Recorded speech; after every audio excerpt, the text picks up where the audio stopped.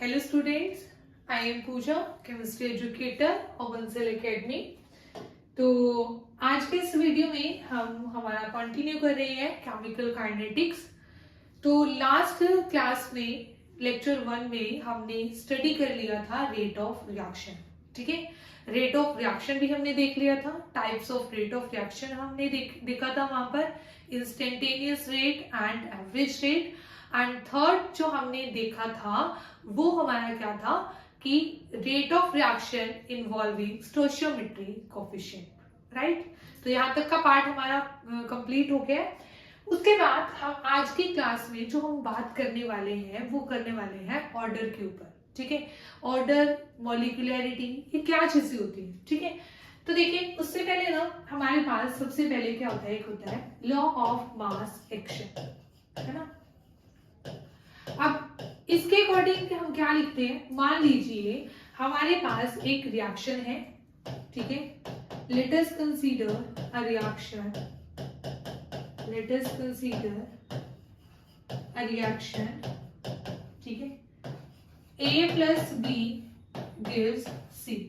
ठीक है, A plus B gives C, A plus 2B लिख देती हूँ, A plus 2B gives C। Then वो कहते हैं कि जो रेट ऑफ रिएक्शन है ना, ठीक है, is directly proportional to concentration of reactant raise to power their stoichiometry coefficient. देखिए ए का स्टोइचियोमेट्री कोएफिशिएंट क्या है, 1, तो इसलिए इसकी पावर में 1 लिख दिया। और बी का स्टोइचियोमेट्री कोएफिशिएंट क्या है, 2, तो इसलिए इसकी पावर में क्या लिख दिया, 2। ठीक, तो हम क्या लिखते हैं यहाँ पर, it states that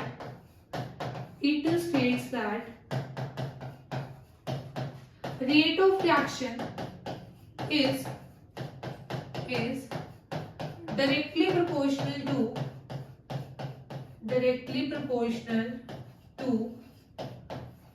concentration of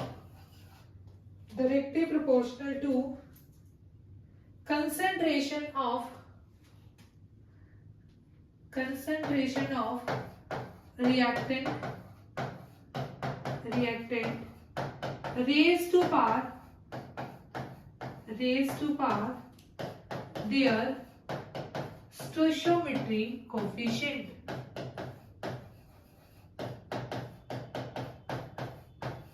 ठीक, कोफिशिएंट, राइट।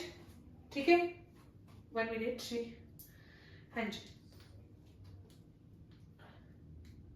तो देखिए, तो ये हमारे पास क्या हो गया, ठीक है, कि रेट ऑफ रिएक्शन क्या है, directly proportional to concentration of reactant raise to power their stoichiometry coefficient. Right, अब है ना जो हमें यहाँ पर क्या करना है, ठीक है, ये तो हमने कर लिया कि ये वाली चीज है। ठीक है, पर हमारे पास एक होता है लॉ ऑफ मास एक्शन। ठीक है, कि जो एक्चुअल रेट लॉ होता है, ठीक है, उसमें क्या होता है, उसमें ऑर्डर इन्वॉल्व होता है। अभी कंफ्यूज मत होना, अभी मैं आगे आपको समझा रही हूँ। ठीक है, इस चीज को मैं समझा देती हूँ आपको, 1 मिनट। हाँ जी, चलिए। अब है ना हमारे पास 2 टर्म आती है, एक आती है मॉलिक्यूलैरिटी और एक हमारे पास आती है ऑर्डर। ठीक है, मॉलिक्यूलैरिटी। तो देखिए मॉलिक्यूलैरिटी क्या होता है, मॉलिक्यूलैरिटी होता है नंबर ऑफ रिएक्टिंग स्पीसीज। ठीक है, एक रिएक्शन में जितने नंबर ऑफ रिएक्टिंग स्पीसीज होती है उसे हम क्या कहते हैं, मॉलिक्यूलैरिटी। ठीक है, नंबर ऑफ रिएक्टिंग स्पीसीज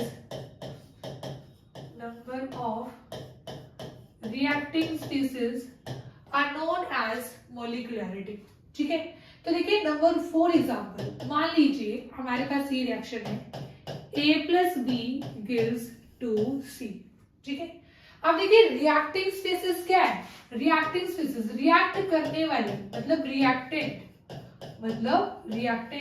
तो यहाँ पर जो मॉलिक्यूलैरिटी होगी दैट इज, यहाँ पे कोएफिशिएंट 1 है, यहाँ पे भी कोएफिशिएंट 1 है, तो 1 + 1 2। ठीक है, तो यहाँ पे मॉलिक्यूलैरिटी क्या होगी, 2, और इसे हम क्या देंगे, जिसकी मॉलिक्यूलैरिटी 2 होती है उसे कहा जाता है बाई मॉलिक्यूलर रिएक्शन। क्या कहा जाता है, बाई मॉलिक्यूलर रिएक्शन। मान लीजिए एक तो ये हो गया आपके पास, ठीक है। अब दूसरा एग्जाम्पल, मान लीजिए मैंने इस तरीके से लिख दिया A gives B plus C। यहाँ पे जो मॉलिक्यूलरिटी होगी वो क्या होगी 1, तो जिसकी मॉलिक्यूलरिटी 1 तो वो हमारे पास क्या कहलाएगी यूनिमॉलिक्यूलर रिएक्शन। क्या कहलाएगी यूनिमॉलिक्यूलर रिएक्शन। यूनिमॉलिक्यूलर का मतलब जिसकी मॉलिक्यूलरिटी क्या हो 1 हो, ठीक है। जिसकी मॉलिक्यूलरिटी 1 उसे हम क्या कहेंगे यूनिमॉलिक्यूलर रिएक्शन, राइट। तो जितने भी रिएक्टिंग स्पीसीज है उसे हम क्या कहते हैं मॉलिक्यूलरिटी, ठीक है। अब कुछ और इंपॉर्टेंट पॉइंट जो इंपॉर्टेंट है मॉलिक्यूलरिटी के पॉइंट ऑफ व्यू से, ठीक है। तो इसमें ना यहाँ पे आप लिखिए सब इंपॉर्टेंट पॉइंट्स अबाउट मॉलिक्यूलरिटी, ठीक है। और इसके ऊपर लगा लो स्टार, इसके ऊपर लगा लो स्टार।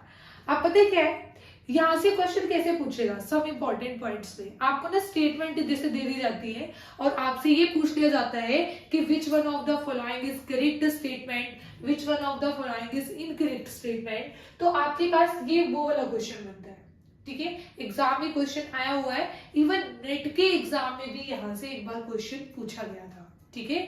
तो हमारे जितने भी टीचिंग एग्जाम है, ठीक है, तो वहां पे यहाँ से क्वेश्चन डेफिनेटली आ सकता है। और जैसे DSSB में, ठीक है, एंड जो HPSC का एग्जाम हुआ था, ठीक है, उसमें PGT का एग्जाम जो हुआ था स्पेशली उसमें भी क्वेश्चन यहाँ से पूछा गया था, ठीक है। तो इम्पोर्टेंट है, यहाँ पर इसको स्टार लगा लीजिए। तो इम्पोर्टेंट पॉइंट क्या है, देखिए क्या मॉलिक्यूलरिटी कभी 0 हो सकती है? नहीं हो सकती। 0 का मतलब है कि कोई रिएक्टिंग स्पीसीज ही नहीं होगी। तो क्या कभी ऐसा पॉसिबल है कि कोई रिएक्टिंग स्पीसीज ही नहीं है और फिर भी रिएक्शन हो रही है? तो इसका आंसर होगा नो, ठीक है। तो मॉलिक्यूलरिटी कैन नेवर बी 0, ठीक है। मॉलिक्यूलरिटी कैन नॉट बी 0, ठीक है। मॉलिक्यूलरिटी 0 नहीं हो सकती, ठीक है। दूसरा, चलो एक तो हमने ये देख लिया कि मॉलिक्यूलरिटी 0 नहीं हो सकती। दूसरा, क्या मॉलिक्यूलरिटी कभी नेगेटिव हो सकती है? नहीं हो सकती। क्या मॉलिक्यूलरिटी कभी फ्रैक्शन में हो सकती है? नहीं हो सकती। हम ये तो नहीं करते ना 3.5 मॉलिक्यूल रिएक्ट करेंगे, नहीं भी, हम है ना हमेशा होल नंबर में बात करते हैं, 1 मॉलिक्यूल, 2 मॉलिक्यूल, 3 मॉलिक्यूल, 4 मॉलिक्यूल, है ना। तो यहाँ पे हम नेक्स्ट पॉइंट क्या लिखेंगे, molecularity can not be negative, neither भी ऐसे लिख लीजिए, ठीक है। मॉलिक्यूलरिटी, ठीक है, neither negative nor fractional order,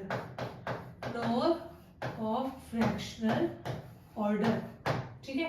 ना तो वो फ्रैक्शन में होती और ना ही नेगेटिव होती, ठीक है। उसके बाद क्या इनफाइनाइट हो सकती है? नहीं हो सकती, बिल्कुल भी नहीं हो सकती, ठीक है। देखिए यहाँ पे ना ये बड़ा इंपॉर्टेंट पॉइंट है, आप ये इस पॉइंट को हाईलाइट करके लिखिए कि मॉलिक्यूलरिटी ना कभी 3 से ज्यादा नहीं हो सकती, ठीक है। इसको तो मैं कहूंगी 2-3 स्टार लगा लो, हाईलाइट कर लेना अपने नोट्स में। मॉलिक्यूलरिटी, ठीक है, can not be greater than 3, cannot be greater than 3। तो आपको मैम ऐसा तो नहीं हो सकता, क्योंकि जैसे कि मान लो फॉर एग्जांपल जैसे अमोनिया है, ठीक है, N2 + 3H2 गिव्स यहाँ पर 2NH3। अगर मैं आपसे इस रिएक्शन के लिए मॉलिक्यूलरिटी पूछूं तो आप कहोगे मैम 3 + 1 4 आ गई, तो और ये रिएक्शन तो होती भी है, फिर आप ऐसे क्यों बोल रहे हो कि मॉलिक्यूलरिटी 3 से ज्यादा नहीं होगी? तो देखिए इसलिए नहीं होगी, ठीक है, ये करेक्ट नहीं है, ये करेक्ट नहीं है, ठीक है। क्यों नहीं है? क्योंकि कुछ रिएक्शंस क्या होती है वो कॉम्प्लेक्स रिएक्शन हो जाती है, ठीक है। देखिए वैसे भी ना 2 मॉलिक्यूल्स के बीच में इफेक्टिव कोलिजन हो सकता है, इफेक्टिव कोलिजन 3 के मॉलिक्यूल्स के बीच में जो चांसेस होते हैं ना कोलिजन के, वो क्या हो जाते हैं, कम हो जाते हैं। तो इसलिए मॉलिक्यूलरिटी 3 से ज्यादा तो कभी नहीं हो सकती, 3 तक फिर भी हो सकती है, ठीक है। दूसरा रीजन क्या है यहाँ पर, जिनकी मोलिकुलरिटी हमें ऐसा लगता है ना कि उनकी मोलिकुलरिटी 3 से ज्यादा आ रही है, वो रिएक्शन है ना सिंपल रिएक्शन नहीं होती, वो रिएक्शन क्या होती है, कॉम्प्लेक्स रिएक्शन। और कॉम्प्लेक्स रिएक्शन के लिए, कॉम्प्लेक्स का मतलब है वो रिएक्शन स्टेप्स में होंगी, ठीक है, एक स्टेप में रिएक्शन नहीं होगी, वो रिएक्शन कई स्टेप्स में होंगी, राइट, ठीक है। तो उन रिएक्शंस के लिए हर एक स्टेप की अलग मोलिकुलरिटी डिफाइन होती है, ना कि ओवरऑल मोलिकुलरिटी डिफाइन होती है, ठीक है। तो इसलिए मैंने कहा इस पॉइंट को बहुत, ठीक है, हाईलाइट करके आप लिखना, ठीक है। Molecularity can not be greater than 3, ठीक है, मोलिकुलरिटी 3 से ज्यादा नहीं हो सकती, ऐसे लिखना, because for a complex reaction,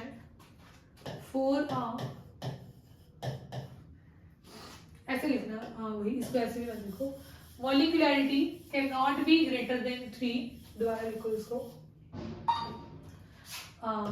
molecularity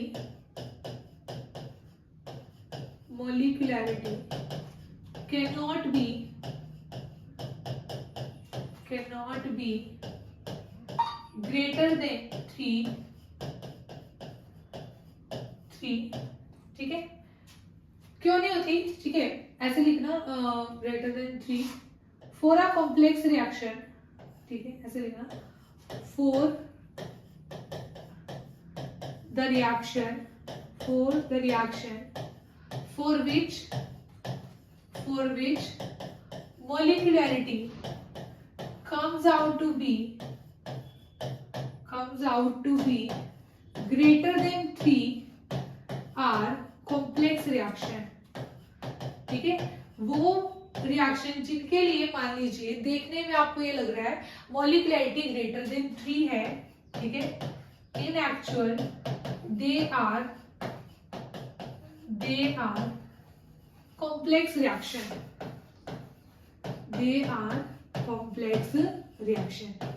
अब कॉम्प्लेक्स रिएक्शन क्या होती है, इसके ब्रैकेट में लिख लीजिए, कॉम्प्लेक्स रिएक्शंस वो होती हैं जो क्या होती है, जो सिंगल स्टेप में नहीं होती, which takes place in many steps, ठीक है। कॉम्प्लेक्स रिएक्शन क्या होती है, विच टेक्स प्लेस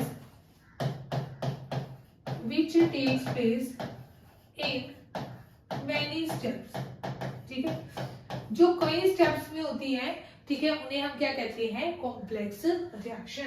और कॉम्प्लेक्स रिएक्शन के लिए ऐसे लिखना, for complex reaction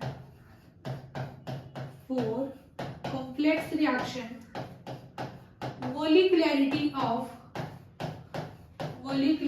of each step is defined, मतलब जैसे पहले स्टेप की अलग, सेकेंड स्टेप की अलग मोलिकुलरिटी, थर्ड स्टेप की अलग मोलिकुलरिटी, ठीक है, डिफाइंड होती है। Molecularity of each step is defined,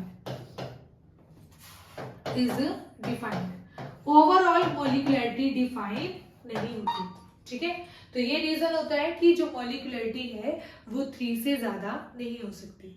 और दूसरा रीजन क्या होता है कि जो मोलिकुलरिटी है कि 3 से ज्यादा मॉलिक्यूल के बीच में इफेक्टिव कोलिजन नहीं हो पाता, इफेक्टिव कोलिजन नहीं होगा तो रिएक्शन नहीं होगी, और रिएक्शन नहीं होगी तो भाई, ठीक है, फिर रिएक्शन ही नहीं होगी तो फिर हम क्या मोलिकुलरिटी की बात करेंगे, राइट।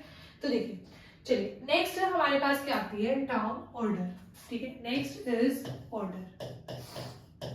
अब देखिए, जैसे ना मान लो कि अभी हमने एक रिएक्शन लिखी थी कि A प्लस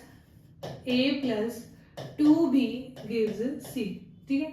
मान लीजिए मैंने यहाँ पर लिख दिया rate of reaction is equal to, rate of reaction is directly proportional, ऐसे लिखो, डायरेक्टली प्रोपोर्शनल टू A की पावर 1 और B की पावर 1। आपको कि मैम 2 लिखा था पहले आपने, देखिए वो according to law of mass action था। मास एक्शन में यही होता है कि आप है ना जो यहाँ पर स्टोइचियोमेट्रिक कोएफिशिएंट है वही लिखते हो, पर ऑर्डर वो चीज नहीं होती, ठीक है, कि आप रिएक्शन देख के ऑर्डर बता सकते हो, नहीं।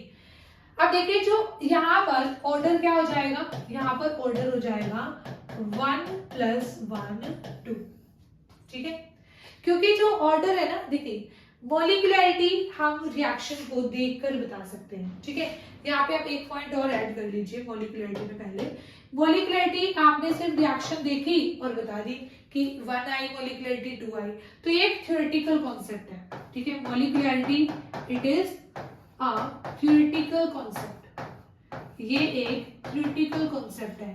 और जबकि जो ऑर्डर है वो एक एक्सपेरिमेंटल कॉन्सेप्ट है, ठीक है। आप रिएक्शन देख के नहीं बता सकते कि ऑर्डर क्या होगा, ठीक है। आपको पहले एक्सपेरिमेंट करना पड़ेगा, then you have to you can find out the order of reaction.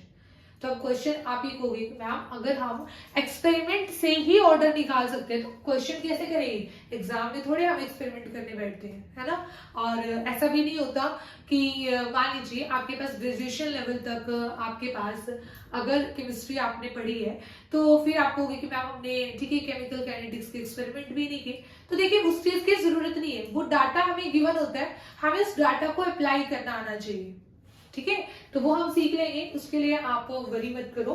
तो देखिए रेट ऑफ रिएक्शन ये हो गया, तो यहाँ पे ऑर्डर क्या लिख दिया 2। अब मान लीजिए यही रिएक्शन में लिखती, यही रिएक्शन मैंने चेंज नहीं की और मैंने आपको ये लिख के दे दिया rate of reaction is directly proportional to a की पावर 1 b की पावर 0, तो ऑर्डर क्या हो जाएगा, यहाँ पर 1 हो जाएगा, ठीक है। तो मतलब कुछ भी, तो ये आप कुछ भी आपको यहाँ पे ऐसे गिवन हो सकता है, इसे हम क्या कहते हैं, रेट लॉ, ठीक है। तो ऑर्डर का मतलब ये कभी भी नहीं होता कि जो इसके स्टोइचियोमेट्रिक कोएफिशिएंट हैं उनको ऐड कर दो वो ऑर्डर होगा, नहीं। ऑर्डर क्या होता है, ऑर्डर आपके पास, ठीक है, पहले ऑर्डर को डिफाइन करते हैं। It is the sum of powers, किसकी पावर है, sum of powers of concentration of reactant, reactant की कंसंट्रेशन ऑफ, आपको मैम यही होगी, नहीं, ठीक है। It is the sum of powers of concentration of reactant given in rate expression, rate law expression, मतलब वो आपको लिख के दिया होगा रेट लॉ एक्सप्रेशन, उसके अकॉर्डिंग आप क्या कर सकते हो, यहाँ पर लिख सकते हो। जैसे मैंने आपको ये एक्सप्रेशन दे दिया, ठीक है, तो उसके अकॉर्डिंग आपने ऑर्डर बता दिया कि मैम 2 होगा, ठीक है। यहाँ पे मैंने ये रेट एक्सप्रेशन लिख के दे दिया तो आप कह दोगे कि मैम ऑर्डर 1 होगा, ठीक है। तो ये है हमारा रेट लॉ एक्सप्रेशन, राइट। तो इसमें कंफ्यूज नहीं होना कि जो स्टोइचियोमेट्रिक कोएफिशिएंट होते हैं उनकी पावर का सम ही क्या होता है, उनकी कोएफिशिएंट, सॉरी, जो इनका कोएफिशिएंट होता है उनका सम ही क्या होता है आपके पास, उनका सम ऑर्डर नहीं होता, ठीक है। चलिए अब इसमें ना इंपॉर्टेंट पॉइंट्स लिखिए, important points about order, important points about order. तो ऑर्डर के बारे में जो हमारा पहला पॉइंट है इंपॉर्टेंट, वो क्या है, सबसे पहले तो ये एक्सपेरिमेंटल कॉन्सेप्ट है, ठीक है। Order is an experimental concept, ठीक है। ऑर्डर इज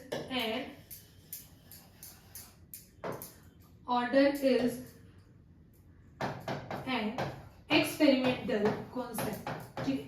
ऑर्डर एक एक्सपेरिमेंटल कॉन्सेप्ट है, ये थ्योरेटिकल नहीं है, ठीक है। उसके बाद सेकंड क्या है, देखिए ऑर्डर 0 भी हो सकता है, देखो यहाँ पे बी के रिस्पेक्ट में मैंने 0 लिखा ना, ठीक है। ऑर्डर 0 भी हो सकता है, नेगेटिव भी हो सकता है, फ्रैक्शन में भी हो सकता है, ठीक है। Order can be 0, order can be 0, negative and in fraction, order कितना भी हो सकता है, ऑर्डर इनफाइनाइट भी हो सकता है। और जैसे हम ये बोलते हैं ना मॉलिक्युलरिटी 3 से ज्यादा नहीं हो सकती पर ऑर्डर हो सकता है, ठीक है। Order can be infinite, right. तो ये इंपॉर्टेंट पॉइंट्स हो गए अबाउट ऑर्डर, ठीक है।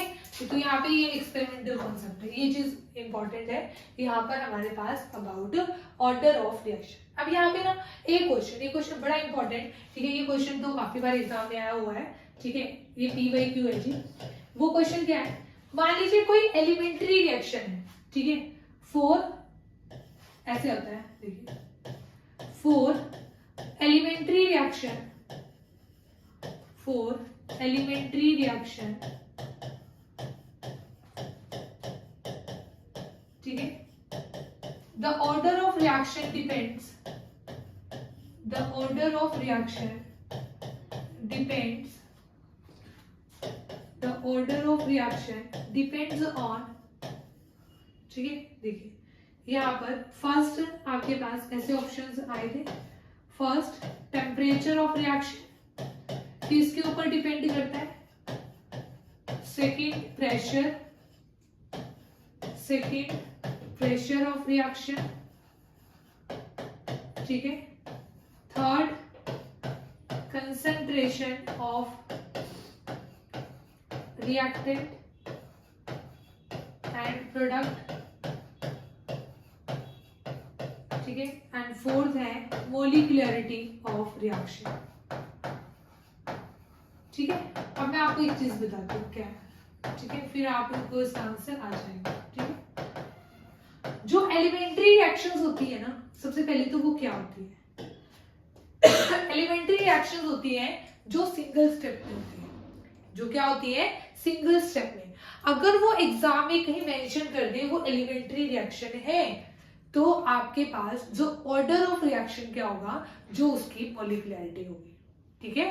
तो यहाँ पे एक स्टेटमेंट लिख लो हाईलाइट करके, क्या लिखना है, for elementary reaction, for any elementary reaction, elementary reaction, ठीक है, ऑर्डर इज इक्वल टू मॉलिक्युलरिटी।